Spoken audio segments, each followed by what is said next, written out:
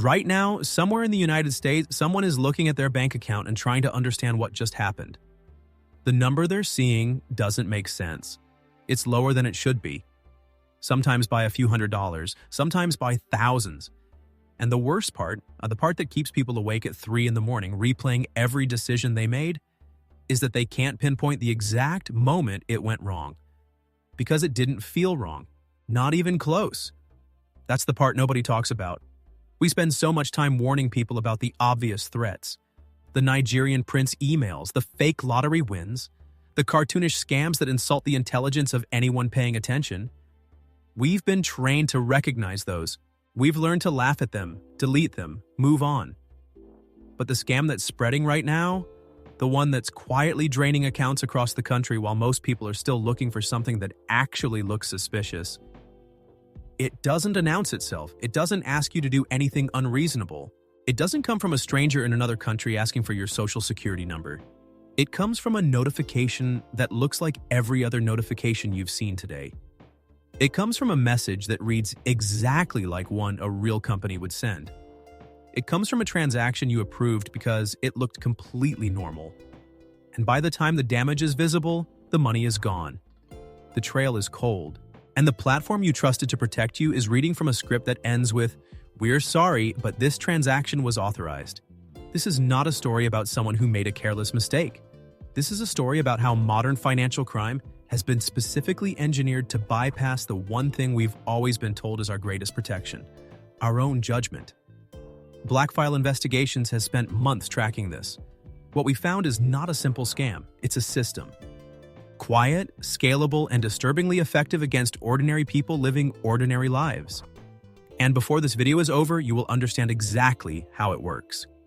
Her name for the purposes of this investigation is Karen, 41 years old, project coordinator for a mid-sized logistics company in the suburbs of Columbus, Ohio. Not wealthy, but comfortable, financially careful. The kind of person who reads the terms before clicking agree, who checks her credit card statements at the end of every month, who would tell you, and believe it completely, that she's not the type of person who falls for scams. That detail matters, because every single person this has happened to would have said the exact same thing. Karen's story begins on a Tuesday morning, which is important because Tuesday morning is when nothing remarkable happens. She's at her kitchen table, coffee going cold on her left, phone on her right. She's got 17 emails she needs to get through before her first meeting. The notification arrives at 8:47 a.m. It comes from Facebook Marketplace. She's been selling a few things: a dining room set she replaced over the summer, some boxes of books, a barely used treadmill that was taking up space in her guest bedroom. She's done this before. It's not complicated. You list the item, someone messages you, you agree on a price. They either come pick it up or you arrange a drop-off. She's sold maybe 20 or 30 things this way over the past few years without a single problem. The message is about the treadmill. The buyer says they're interested, the price looks good, and they want to arrange payment through PayPal because they're buying it as a gift for a relative and won't be able to pick it up in person. They'll send someone else. Could she accept PayPal? She says yes. At that point, Karen almost certainly thought this was the easy kind of sale. No negotiating, no back and forth on price, no asking whether the thing still works. Just a fast, clean transaction. The kind you hope for when you're listing things online. What happened next is where everything shifts, not with a sudden, obvious alarm, with something softer, more familiar, more convincing. She received an email from PayPal, or rather, she received an email that looked in every observable way exactly like one from PayPal. The sender address contained the word PayPal. The logo was correct. The font was correct. The email structure, the header, the transaction number, the amount confirmed, the language about business accounts and shipping, it all matched. If you held that email next to a real PayPal confirmation from a year ago, you would not immediately see a difference. The email told her that the buyer had sent $450 for the treadmill. It told her that because the transaction was flagged as a business purchase, the funds were being held pending verification. To release the funds to her account, she would need to send $150 in shipping costs first. This was presented as a standard business account processing fee. And once the buyer confirmed receipt, the full $600 would be released to her. She would, in other words, be getting more than she asked for. The buyer had covered the extra amount. That detail and the overpayment, the generosity of the extra $100, is not accidental. It's architecture. She sent the $150 through Zelle to a person she'd never met for a treadmill still sitting in her guest bedroom on a Tuesday morning while her coffee went cold. The funds were gone before her first meeting started. To understand why this worked, why it continues to work every single day on intelligent and careful people, you have to step back from the story for a moment and look at the mechanics underneath it. Because this is not a scam that succeeds by fooling people. Not exactly. It succeeds by exploiting something far more difficult to defend against than ignorance. It exploits context. Human beings are not designed to evaluate every individual piece of information from scratch. We can't. The world is too complex, and our time is too limited. So we've developed a shortcut that has served us reasonably well for most of our evolutionary history. When something fits the expected pattern of a familiar situation, we extend trust automatically. We don't consciously decide to trust the notification. We don't run a verification checklist on the email. We glance at it, it matches the shape of what we've seen 100 times before, and we move forward. That's not carelessness.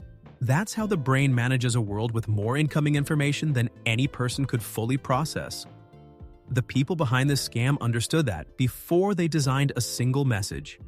They know you're busy. They know you're not sitting there with infinite time to scrutinize a payment confirmation. They know that the visual language of a PayPal email has been so thoroughly absorbed into your daily experience that your brain processes it as familiar before you've read a single word. So they replicate that visual language with precision. They study it. They iterate it. There are versions of these fake confirmation emails that have been refined over months based on which versions got the highest response rates. This is not some teenager in a basement typing bad English into a Hotmail account. This is an operation, structured, analytical, run with the kind of efficiency that, if directed at a legitimate business, would be considered impressive. And Facebook Marketplace is not their only hunting ground. The platform vulnerability matters here, and it's worth understanding why it hasn't been closed. Facebook Marketplace launched as a peer-to-peer selling tool with minimal friction. That was the point. Easy listing, easy browsing, easy contact. The simplicity that makes it useful is also what makes it exploitable. Unlike eBay, which has a built-in payment processing system with buyer and seller protections, Marketplace has historically left payment methods entirely up to the parties involved. You can pay however you and the buyer agree. That flexibility has never been adequately matched with a warning infrastructure sophisticated enough to catch what's actually happening in practice. The platform has made improvements. There are warnings in some transaction flows. There are flags on certain types of messages. But the warnings are passive. They live in the background while the scam happens in the foreground. And the people running these operations know exactly which words trigger those flags, and which ones don't. The buyer-side manipulation is also engineered with this in mind. The messages don't say, "I need you to send money." They say things like, "PayPal requires a small deposit to verify business transactions." They don't ask you to trust them. They ask you to trust a process. And because the fake email appears to confirm that process, the scam never requires you to do anything that doesn't feel sanctioned by a legitimate institution. That's the genius of it. By the time you're sending the money, you're not responding to a stranger's request. You're complying with what appears to be an institutional procedure. There's a moment in almost every one of these cases where the victim feels the first flicker of something wrong. It's often small. An edge that doesn't quite fit, a slightly odd phrasing, a detail that doesn't quite map to how things usually work. Karen felt it. She told investigators later that there was a half second where she looked at the email and thought, "I've never seen PayPal hold funds like this before." She thought it. She registered it. And then she kept going. This is not stupidity.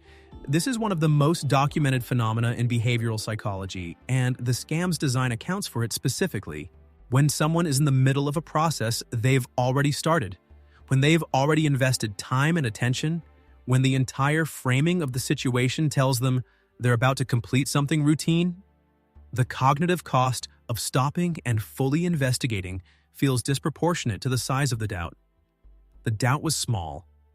The inconvenience of questioning it felt larger, so she rationalized. Maybe it's because the buyer is using a business account. Maybe this is new. It's only $150, and if there's a problem, I'll deal with it. That rationalization is not a character flaw. It's a feature of human cognition that has been mapped and exploited with extraordinary precision. The scam doesn't need you to have no doubts. It just needs your doubts to feel smaller than your confidence that everything is fine. And then it needs you to act before the doubt grows. The pressure of the fake email reinforced exactly that. It said funds were being held. It said action was required. It introduced a subtle time component, not an aggressive countdown, nothing that would trigger an obvious alarm, just the implication that the transaction needed to move forward. Urgency dressed in institutional language. When Karen didn't receive the promised confirmation within a few hours, she messaged the buyer. The account had gone quiet. By evening, the profile had been deleted. She called PayPal. They confirmed what she already feared. There was no transaction, no held funds, no pending release. The email had not come from PayPal at all. She filed a report with her bank. Because she'd sent the money through Zelle, a platform designed for instant transfers between known parties with no built-in fraud reversal mechanism, the bank's response was measured and technically accurate and devastating in its implications. The transfer had been authorized. She had initiated it. Under current policy, that made recovery nearly impossible. She filed a police report. The officer who took the report was not unkind, but the case was essentially a dead end before it started. The buyer's account was fake. The email came from a spoofed domain that had already been taken down. The receiving Zelle account had been created with stolen identity information and drained within minutes. No physical evidence, no traceable human being, no jurisdiction, no recovery, $150 gone, not catastrophic. But Karen isn't the story here. Karen is a data point in something much larger. The Federal Trade Commission's most recent data places marketplace fraud among the fastest growing categories of financial crime in the United States. The losses reported in peer-to-peer platform scams run into the hundreds of millions annually. And those are only the losses that get reported, which research suggests represents somewhere between a third and half of actual incidents. People don't report because they're embarrassed, because they think the amount was too small to matter, because they've already been told there's nothing to be done. The $150 cases are not the ones that make headlines, but multiply $150 by the scale at which this operates, and the number becomes something different. The FTC reported in 2023 that Americans lost more than $2.7 billion to social media scams alone in a single year. That figure had more than tripled in the preceding 4 years. This is not growing because more people are becoming careless. It's growing because the operations running these scams have become structurally sophisticated in ways that outpace both public awareness and platform response. Here's where the investigation goes somewhere most coverage of this topic doesn't. Because when you pull back far enough, the individual scam, Karen, the treadmill, the fake email, stops being the central story. It becomes a symptom of a much larger architecture. The people running these operations are not improvising. They work in organized groups, sometimes operating across multiple countries, with defined roles. There are people who write and maintain the spoofed email templates. There are people whose only job is to create and manage fake buyer accounts, cycling through them quickly enough to avoid pattern detection. There are people who handle the Zelle or Cash App accounts on the receiving end, which are typically opened using stolen or synthetic identities and cleared within hours of use. There are people who recruit victims for the receiving accounts, often called money mules, who are themselves frequently deceived into participating, told they're helping process legitimate transactions for a small fee, unaware that they've become the last human link in a money laundering chain. The operational structure resembles a franchise more than a traditional criminal gang. There are documented groups in West Africa, Southeast Asia, and Eastern Europe that provide scam infrastructure, the templates, the tools, the lists of potential victims harvested from data breaches, to smaller operators who run the actual contact campaigns. It's modular, resilient. If one piece gets shut down, the others keep operating. and the lists of potential victims are not random. Your phone number, your email address, your approximate age and income level, the platforms you use, the categories of things you've bought or sold online, this information has been consolidated and is actively traded in data markets that law enforcement has struggled to meaningfully disrupt. Data breaches from retailers, healthcare companies, and financial institutions have populated these markets with hundreds of millions of records. When a fake buyer account messages you on Marketplace, there is a reasonable probability that it is not a cold contact, that they already know something about you, that the approach has been calibrated, at least roughly, to your profile. That is not paranoia. That is the current state of the data economy. There's a particular evolution in these scams that needs specific attention because it represents the next generation of what Karen experienced, and it's already operational. The fake payment confirmation email is effective, but it requires the victim to check email and accept the visual deception without closely examining the sender address. That's a meaningful failure point. A careful person who hovers over the sender name and sees paypa1.com instead of paypal.com breaks the chain. The newer operations have moved toward SMS and push notification spoofing, which is significantly harder to scrutinize in the moment. When a text message appears in the same thread as previous real messages from a number you recognize, which is technically achievable through SMS spoofing, the contextual trust is even more automatic than with email. More significantly, there are documented cases where these operations have begun incorporating AI-generated voice calls, not human callers with accents that might trigger suspicion. Synthetic voices trained to sound like customer service representatives that call victims to verify transactions and walk them through steps that are entirely fabricated. The voice sounds professional. The script sounds institutional. The timing is coordinated with the text message or email that preceded it. The victim is receiving a multi-channel confirmation that something is real, and none of those channels are real. This is not a future development to watch for. It's happening now in documented cases at scale.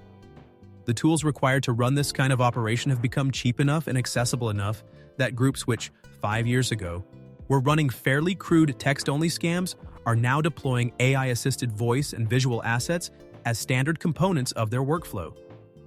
The platform response to all of this is where the story becomes genuinely uncomfortable. Facebook's parent company, Meta, has invested substantially in fraud detection systems. That's real. There are automated systems that flag suspicious behavior patterns, that suspend accounts showing signs of scam activity, that filter certain types of messages before they reach users. And those systems are routinely outpaced by the operations running against them. This is not necessarily a failure of effort. It is partly a structural reality of how these platforms are designed and what incentivizes them. Friction is the enemy of engagement. Every warning that slows down a transaction, every additional verification step, every pop-up that makes a user pause, these have measurable negative effects on platform activity metrics. The business model does not perfectly align with the security interest of the user. This creates a persistent gap between what the platform's fraud systems catch and what actually happens to real people using the platform every day. PayPal has taken the step of explicitly telling users, on its help pages and in its terms of service, that it will never send an email requesting that a seller send money to receive payment. That warning exists. It is also completely invisible to someone who has never gone looking for it and who has just received an email that looks entirely legitimate. Zelle has come under significant regulatory pressure over the past several years due to the irreversibility of its transactions and their role in fraud. The platform has added warnings and prompts in certain transaction flows. Banks that use Zelle's infrastructure have been pushed by regulators and consumer advocates to improve fraud reimbursement policies. Progress has been uneven, contested, and, measured against the scale of the problem, insufficient.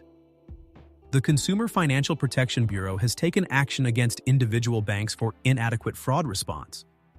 There have been congressional hearings, there have been settlements, and the fraud continues to grow. The gap between where the law currently places responsibility and where consumers reasonably believe protection exists is enormous. Most people using Marketplace and Zelle today have no idea that if they're deceived into initiating a transfer, they may have virtually no recourse. That gap is not an accident. It is a product of how consumer financial protection legislation has moved more slowly than the technology it needs to govern. There's a specific kind of case that sits at the edge of this story, and it's the one that should unsettle you the most. Not the $150 treadmill sale, the cases that run into 4 and 5 figures. A man in his late 50s in Arizona tried to sell a used pickup truck through Marketplace. The agreed price was $8,500. The fake payment confirmation email he received told him that the buyer had overpaid by $500 to cover transport costs, that the funds were being held in a business escrow account, and that to release the full $9,000, he needed to send a $1,200 verification deposit through Zelle. He did it. When the account went quiet and the confirmation never came, he sent another message. He received a response, likely automated or from a second operator running the same account, telling him that there was a processing error and he needed to send the verification again to clear the funds. He sent another $1,100. He lost $2,400 and never sold the truck. That case is not an outlier. It is representative of a pattern documented across thousands of reports where the scam's second phase, the recovery or re-verification request, extracts additional money from victims already primed to comply because they've convinced themselves that the first payment must have been real, or that doubling down is the only way to recover it. The psychological term for the second transfer is a sunk cost trap. The scam architects understand it completely. The first payment doesn't just steal money, it creates the emotional and cognitive conditions for a second theft. And then there are the cases that cross from financial loss into something harder to categorize. Older victims, people in their 60s and 70s, many of them more trusting of official-looking communications, less familiar with the subtle visual markers that distinguish real from fake, have lost amounts that represent a material portion of their savings. Not because they were naive, but because the operation targeting them was patient, methodical, and specifically calibrated to the way they process trust. There are documented cases of what investigators call grandparent scam hybrids, operations that begin as a marketplace transaction and evolve, over multiple contacts, into a scenario where the victim is told a loved one is in legal trouble. Funds are needed urgently, and the marketplace transaction somehow becomes the context through which that urgency is introduced. The operators running these longer plays are not running dozens of contacts at once. They invest time in a single target, building a relationship, creating trust, mapping the emotional vulnerabilities before they deploy the financial request. One case documented by a fraud investigator in Florida involved a 71-year-old woman who, over the course of 6 weeks, transferred nearly $40,000 across multiple platforms to people she believed were helping to protect a family member from a legal situation that never existed. The initial contact was a message about a piece of furniture she was selling online. 6 weeks, $40,000. And at no point did it feel like a crime. It felt like helping family. There is a behavioral pattern in every one of these cases, from the $150 loss to the $40,000 loss, that once you see it, you cannot unsee it. The scam never asks you to do something that feels wrong. It asks you to do something that feels slightly unusual, framed in a way that makes the unusual seem institutional, official, or necessary. The fake email doesn't ask you to trust a stranger. It asks you to comply with a process. The fake customer service voice doesn't ask for your money. It asks you to complete a verification step. The fake buyer doesn't ask you to take a risk. They describe the risk-free outcome that you'll receive once you complete this one routine requirement. Every point of friction in the victim's judgment is smoothed over before it becomes a hard stop. This is not spontaneous. It's the result of iteration. These operations run tens of thousands of attempts. They track which messages get responses and which don't, which framing produces compliance and which produces questions, which details people notice and which ones they pass over. They are, in the most literal operational sense, running continuous A/B testing on human psychology. And the results of that testing have been refined into a product that is, by most available evidence, still improving. So, what does all of this mean for the person sitting at their kitchen table, phone in hand, dealing with the ordinary business of daily life? It means the rules that most people carry about how to avoid scams are no longer sufficient. Don't give your information to strangers doesn't protect you from a fake institutional email that never asks for your information. It asks for a payment you think is going to a process. Check the sender's email address is useful, but it's not useful in the 6 seconds most people actually spend looking at a payment confirmation on their phone. Never send money to someone you don't know doesn't capture the moment when you believe you're completing a payment process with a platform you use every day. The old rules were written for a simpler threat model. The current threat model has evolved past them. What actually works, what the available evidence and investigative reporting consistently points to, starts with a different fundamental assumption: that on peer-to-peer selling platforms, any payment method that takes place outside of the platform's own built-in payment system is a potential attack surface. If you're selling something on Marketplace and the buyer wants to use PayPal, Venmo, Cash App, Zelle, or any other external payment platform, the risk profile of that transaction is elevated by default. That's not true because those platforms are inherently unsafe. It's true because the scam architecture has been specifically built around the gap between Marketplace's communication system and those payment systems. The gap is where the fake documentation lives. The second thing that works is a pause that doesn't feel comfortable. When something is moving quickly and smoothly and there's a small voice in the back of your mind registering a detail that doesn't quite fit, that's not paranoia. That's pattern recognition doing its job. The scam is specifically designed to make acting on that voice feel unnecessary. Honoring it anyway is the one behavioral intervention that consistently breaks the chain. If a payment process involves you sending money before you receive money, stop completely. Not pause and read the email more carefully.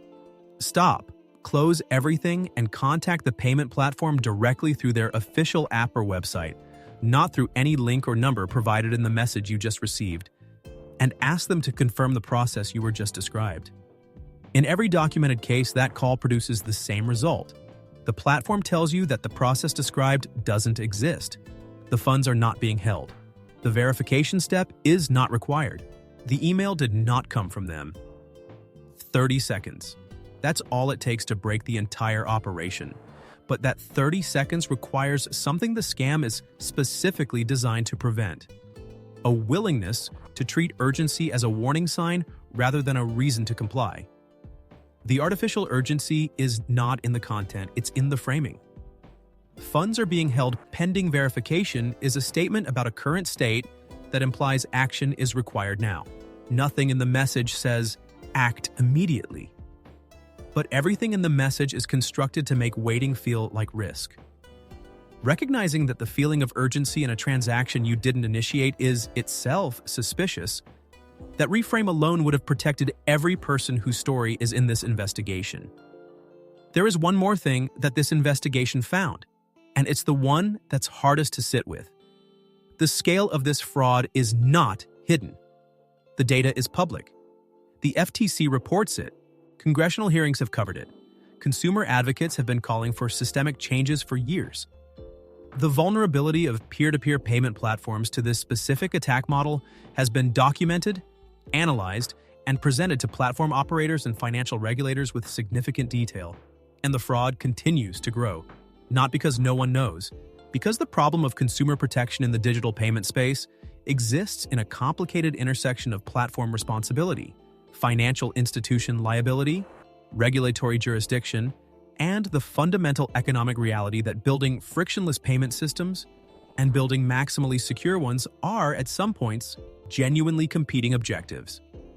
Until that intersection produces something better than what currently exists, until the regulatory framework catches up to the technology, until the platforms build active rather than passive protection, until the liability for authorized fraud is meaningfully shifted in a way that incentivizes banks and platforms to do more, the gap will remain open, and the operations that live in that gap will keep running. They will keep refining their templates. They will keep expanding into new platforms. They will keep deploying better synthetic voices and more convincing fake notifications and more psychologically precise manipulation sequences. They will keep finding people who are careful, intelligent, and paying attention, just not to the right things in the right moment. In the 6 seconds between seeing a notification and deciding what to do with it, Karen eventually got a partial reimbursement from her bank after she escalated the dispute through a supervisor and cited the FTC's published guidance on authorized transfer scams. It took 4 months, multiple calls, and a formal written complaint to get there. Most people don't get that far. Most people accept the first answer they receive. The man in Arizona who lost $2,400 on the truck received nothing. His bank confirmed that both Zelle transfers were authorized, and under current policy, that determination was final. The woman in Florida who lost $40,000 received help in a different form: a fraud counselor through a nonprofit, family support, some therapeutic services. No money back. The operation that targeted her was eventually connected by investigators to a network operating out of 2 countries, responsible for an estimated $3.7 million in losses across hundreds of victims. 2 individuals were indicted. The broader network continued operating under new accounts. Here's what you should carry out of this. The scam works not because it's brilliant, but because it's patient and well-calibrated to how most people move through their days. The defense against it is not sophisticated technology. It's one pause in the right moment before you act. Any payment process that asks you to send money to receive money is a fraud. Full stop. No legitimate payment platform, PayPal, Venmo, Cash App, Zelle, none of them, requires a seller to send funds to release held funds. That process does not exist. If you see it, you are being targeted. If someone on a selling platform wants to pay you through a channel that takes the transaction outside of any platform oversight, treat it as elevated risk and slow down. If you receive an email, text, or call from what appears to be a payment platform in the middle of a transaction, don't use the contact information provided in that communication. Open the app directly, go to the official website from a search, call the number on the back of your card, and the detail that protects people more than any other. If the urgency of a transaction is coming from a stranger rather than from any genuine need you have, that urgency is manufactured. It was put there to prevent exactly the one thing that would protect you: the pause. The operations running this fraud will not read this and feel threatened. They know these warnings exist. They've accounted for them. There are people who have seen every version of the How to Spot a Scam article and still get caught, because the execution of the scam meets them in a moment of distraction, confidence, or accumulated trust. What they can't account for, at scale, is a population that responds to financial urgency from strangers with automatic suspicion rather than automatic compliance. That shift, if it happens, costs them everything, which is probably why you've never seen it explained quite this clearly. The most effective protection against an operation this sophisticated is not technical. It's understanding the mechanism well enough that the moment it begins, something in your instinct recognizes the pattern before the email even finishes loading. You now have that understanding. The only question is what you'll do with it the next time your phone lights up with a notification that looks entirely normal. Because there will be a next time. The only variable is whether you'll be ready.